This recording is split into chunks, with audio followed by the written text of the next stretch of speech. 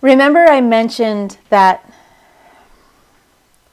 component 9 is tolerance, an enlightened perspective. If you remember back in the introduction for this course, I mentioned that the best student is one who's open-minded. I said that I was going to be saying some things that might kind of change your mind or what you thought you knew about butterfly gardening, and that's why this segment is so important. I hope that you've learned by now that some of the misconceptions we had about butterflies are not true. It turns out, in order to have a butterfly garden, we have to be tolerant of many things that we were previously taught are not acceptable in our gardens.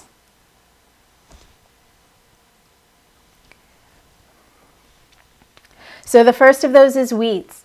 As I mentioned, lots of weeds are valuable nectar sources for butterflies, and they're also host plants that these butterflies have been using for a long time. We have to tolerate weeds in our gardens if we want to have the best habitat for our local butterflies. And I know your homeowners association might not like that, and your neighbors might not like that, but this is what it takes to make a true conservation effort. The next thing we have to tolerate is predators. As I mentioned before, butterflies are the bottom of the food chain, which means when you start having a butterfly garden, you're going to attract the animals that eat butterflies. Now, birds, songbirds, are some of the main predators of butterflies, which is to say that if you start having a thriving butterfly garden, you're going to have lots of birds in your yard, and it's beautiful and it's amazing. But that also means you're going to find lots of eaten butterflies and caterpillars, and that's not a fun thing to find. And when we think of butterflies, we think of happy and joyful and free. We don't really think of baby caterpillars getting eaten, but that is part of nature, and it is one of the things we have to tolerate.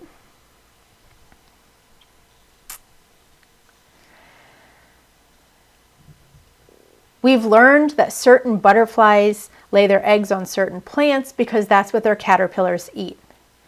And as you can see in this picture, what that means is you will have plants that will have caterpillars all over them.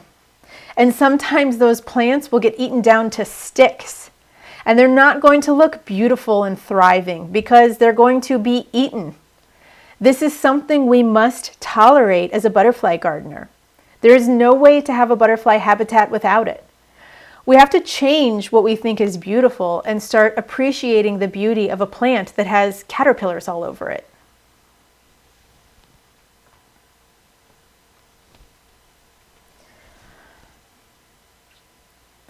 Butterfly gardens don't always look manicured.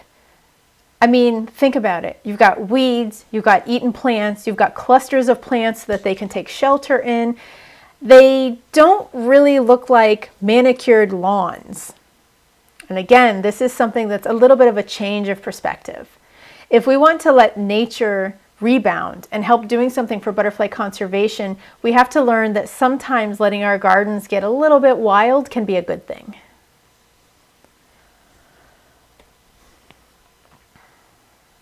And of course, we can still have flowers, which most humans like, so fill your garden with flowers. That makes people happy. That'll make your neighbors happier. You might have to put a sign up or explain to your neighbors that the reason your landscape is starting to change and look different is because you've now decided to make a habitat for butterflies.